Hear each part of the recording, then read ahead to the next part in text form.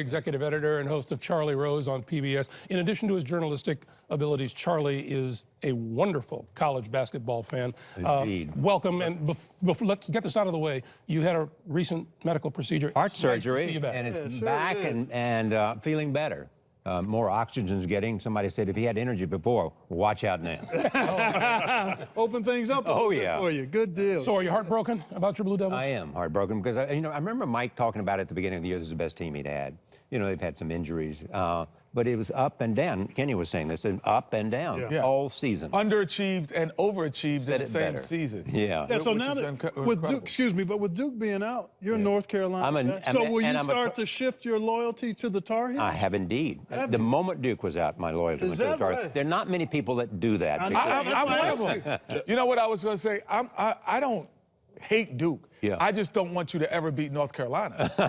So when they play other people, You I root don't for 'em? mind if You root they. for 'em? I don't root for them, but I don't mind if they win. I know some people get happy when they lose. Oh, I don't okay, get gotcha. happy Okay, unless gotcha. they lose to North What they Carolina. say in North Carolina is that if you're a Duke fan, you say, well, who are you for? And you say, well, Duke and whoever's playing Carolina. That's the way you describe it. Who is the greatest basketball figure you ever interviewed? That's a good question because I've never interviewed Michael Jordan. So maybe it's you then.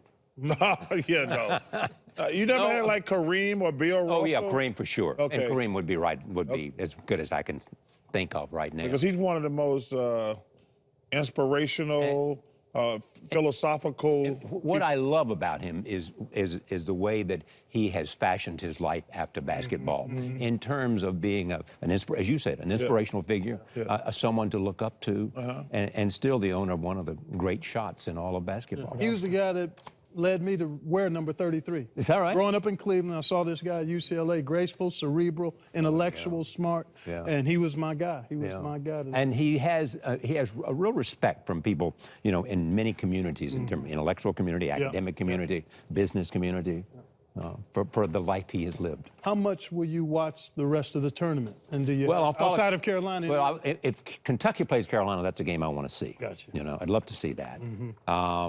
And it depends on how much time. I've got 3 or 4 jobs. Yeah, you got a few. gotta catch got a little up extra on it. work going on. You know, but I love the game. I played basketball in high school. My first game that I really remember was UNC versus Kansas.